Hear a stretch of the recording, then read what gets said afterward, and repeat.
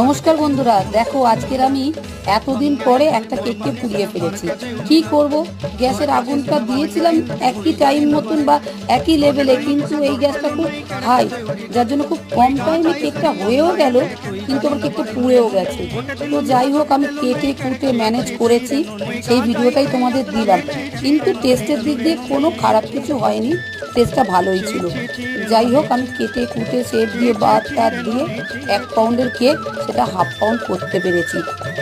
সেই জন্যই ভিডিওটা করে তোমাদের সঙ্গে শেয়ার করলাম যে এত কেক বানানোর পরেও আমার ভুল হলো। ভুল মানে জাস্ট হয়ে গেল।